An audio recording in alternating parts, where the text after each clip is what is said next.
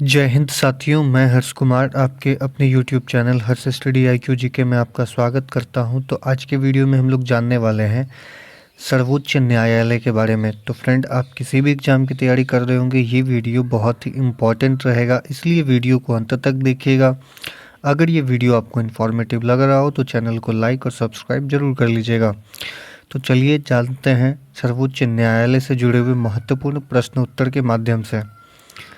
तो पहला प्रश्न बनता है कि भारतीय संविधान में सुप्रीम कोर्ट को किस अधिनियम द्वारा लिया गया है।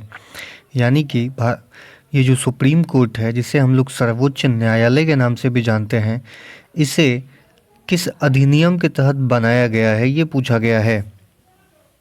तो सही आंसर है फ्रेंड इसका भारत शासन अधिनियम 1935 के तहत। भारत शासन अधिनियम 1935 के तहत सुप्रीम कोर्ट का निर्माण हुआ है। तो सही आंसर है ऑप्शन ए। अगला प्रश्न है कि संविधान के किस आर्टिकल में सुप्रीम कोर्ट के न्यायाधीशों की नियुक्ति का प्रावधान है। तो सही आंसर इसका हो जाएगा आर्टिकल 127। आर्टिकल 127 सुप्रीम कोर्ट के यानी सर्वोच्च न्यायालय के मुख्य न्यायाधीश सहित जो भी न्यायाधीश हैं उनके नियुक्ति का प्रावधान करती है। तो सही आंसर है ऑप्शन ए, आर्टिकल 127। अगला है सर्वोच्च न्यायालय के जजों को वेतन कहाँ से मिलता है। जो सर्वोच्च न्यायालय हैं उनके जो जज हैं उनको वेतन कहाँ से दिया जाता है, ये पूछा गया है। तो सही आंसर हो जाएगा संचित निधि, ऑप्शन सी संचित निधि। जितने भी सरकारी कर्मचारी हैं, चाहे वो सर्वोच्च न्यायालय के कर्मचारी हो या फिर जो छोटे मोटे कर्मचारी हो, सबको संचित निधि से ही फंड दिया जाता है, यानी कि पैसा दिया जाता है, सैलरी दी जाती है। अगला प्रश्न है कि सुप्रीम कोर्ट का न्यायाधीश चुने जाने के लिए किसी भी नागरिक को कितने वर्ष तक उच्च न्यायालय में न्यायाधीश होना आवश्यक है। तो उच्च न्यायालय में जो न्यायाधीश होने की आवश्यकता है वो न्यूनतम 5 वर्ष है। आपको कम से कम उच्च न्यायालय में 5 वर्ष न्यायाधीश होंगे आप तो ही, यानी कि देखिए, एक है उच्च न्यायालय मतलब हाई कोर्ट, और उच्चतम न्यायालय मतलब होता है सुप्रीम कोर्ट। तो कोई आदमी 5 साल तक अगर उच्च न्यायालय में जज है तो वो सुप्रीम कोर्ट का जज बन सकता है। तो सही आंसर है ऑप्शन बी। अगला है वर्तमान में सर्वोच्च न्यायालय में न्यायाधीशों की संख्या कितनी है। तो सही आंसर है फ्रेंड 34, ऑप्शन सी 34। तो देखिए, वर्तमान में सर्वोच्च न्यायालय में 34 जजेस हैं, जिसमें 33 तो जज हैं और एक जो है वो मुख्य न्यायाधीश है, इसीलिए 33 + 1 यानी कि 34 जजें हैं। जिस समय बना था उस समय 6 + 1 था, यानी टोटल 7 थे। अगला प्रश्न बनता है कि संविधान के किस अनुच्छेद में सुप्रीम कोर्ट को न्यायिक पुनरावलोकन की शक्ति दी गई है। न्यायिक पुनरावलोकन की जो शक्ति है वो दिया गया है फ्रेंड आर्टिकल 137 में। सही आंसर है ऑप्शन सी, आर्टिकल 137। अगला प्रश्न बनता है कि भारत में उच्चतम न्यायालय में न्यायाधीशों की संख्या बढ़ाने का अधिकार किसके पास है। यानी उच्चतम न्यायालय यानी सुप्रीम कोर्ट में न्यायाधीशों की जो संख्या बढ़ाने का अधिकार है वह सिर्फ भारत के संसद के पास है। तो सही आंसर है ऑप्शन ए, भारत का संसद। नेक्स्ट है भारतीय संविधान के किस अनुच्छेदों में सुप्रीम कोर्ट से संबंधित प्रावधानों को देखने को मिलता है। ये भारतीय संविधान के किस अनुच्छेद में सुप्रीम कोर्ट से संबंधित प्रावधान देखने के लिए मिलता है। तो यह मिलता है फ्रेंड हमें 124 से लेके 147 तक। तो सही आंसर है ऑप्शन बी, 124 से 147 तक। नेक्स्ट है सुप्रीम कोर्ट के न्यायाधीशों को अगर उनके पद से हटाना है तो लोकसभा में कितने सदस्य द्वारा महाभियोग प्रस्ताव लाया जा सकता है। तो ये जो महाभियोग प्रस्ताव है यह 2 लोगों पे ही लाया जाता है, एक तो सुप्रीम कोर्ट के मुख्य न्यायाधीश पे और एक भारत के राष्ट्रपति पे। इन्हीं दोनों पे महाभियोग लाया जा सकता है। और ये महाभियोग लाने के लिए लोकसभा जो सदस्य की संख्या मिनिमम होनी चाहिए वो 100 होनी चाहिए। तो सही आंसर है ऑप्शन बी।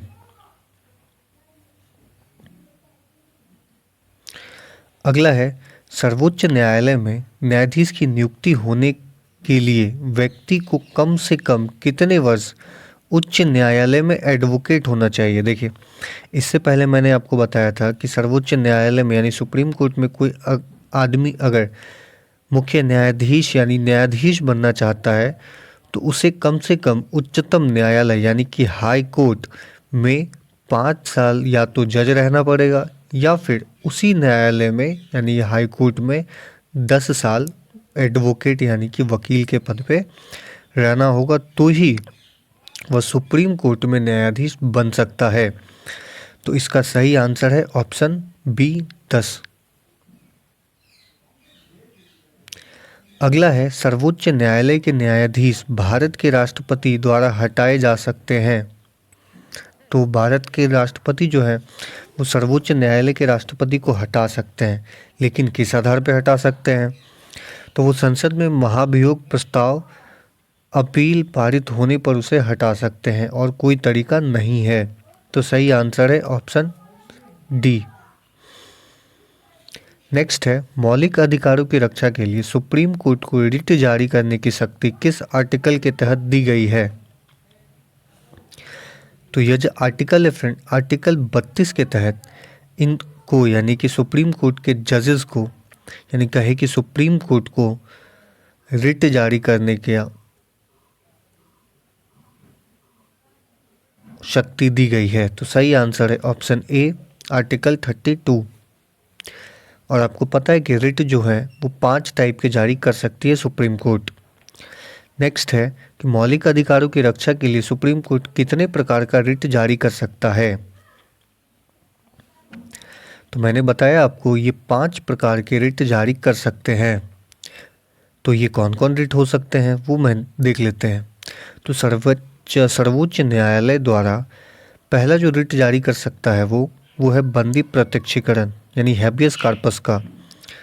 दूसरा है परमादेश। तीसरा है प्रतिषेध। चौथा है उत्प्रेषण और अंतिम है परीक्षा रिट जारी कर सकता है, यानी टोटल 5 रिट जारी कर सकते हैं सुप्रीम कोर्ट। अगला है सुप्रीम कोर्ट के न्यायाधीश की नियुक्ति किसके द्वारा की जाती है? तो सुप्रीम कोर्ट की जो नियुक्ति है, सुप्रीम कोर्ट के जो मुख्य न्यायाधीश है या फिर कहें न्यायाधीश है, उनकी नियुक्ति भारत के राष्ट्रपति द्वारा की जाती है। सही आंसर है ऑप्शन बी भारत के राष्ट्रपति। नेक्स्ट है वर्तमान में सुप्रीम कोर्ट के मुख्य न्यायाधीश कौन है? तो वर्तमान में जो सुप्रीम कोर्ट के मुख्य न्यायाधीश हैं वह है डॉक्टर धनंजय वाई चूड़ यानी डी वाई चंद्रचूड़। तो सही आंसर है option A D Y Chandrachud. अगला है उच्चतम न्यायालय के न्यायाधीश अपना त्यागपत्र किसे देते हैं? तो उच्चतम न्यायालय के जो न्यायाधीश हैं वह अपना त्यागपत्र भारत के राष्ट्रपति को देते हैं। तो सही आंसर है ऑप्शन बी भारत के राष्ट्रपति।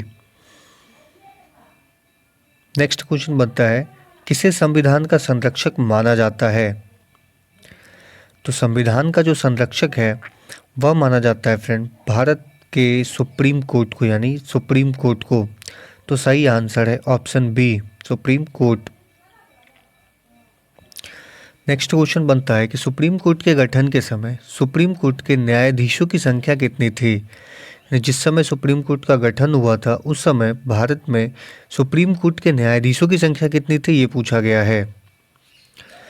तो उस समय था फ्रेंड 8, टोटल 8 थे, यानी कि 7 + 1 था। तो सही आंसर है ऑप्शन ए 7 + 1। अगला है सर्वोच्च न्यायालय के न्यायाधीश की सेवानिवृत्ति की आयु कितनी होती है?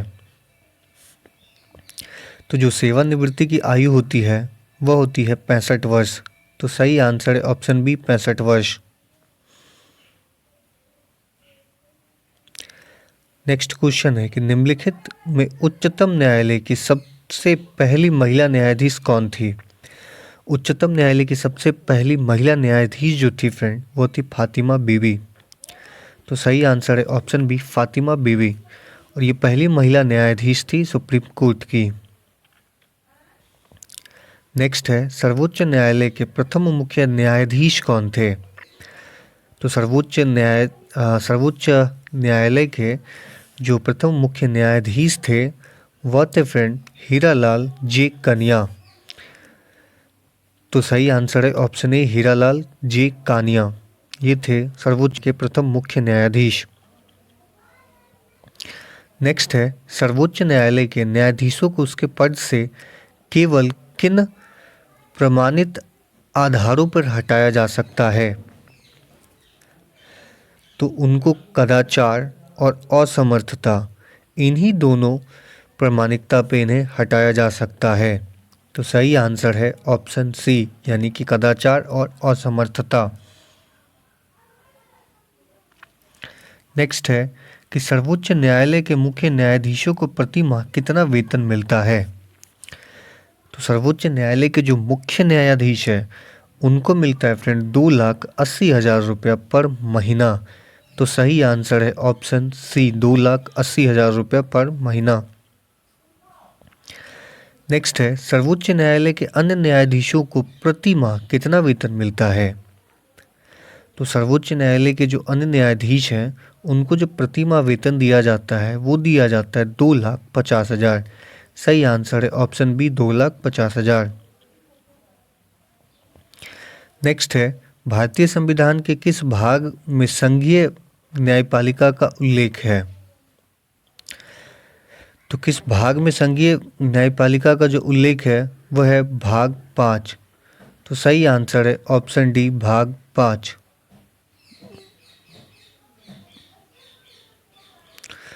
नेक्स्ट है, भारत में न्यायपालिका का स्वरूप है। भारत में जो न्यायपालिका है उसका जो स्वरूप है फ्रेंड वह है एकीकृत। तो सही आंसर है ऑप्शन बी, एकीकृत।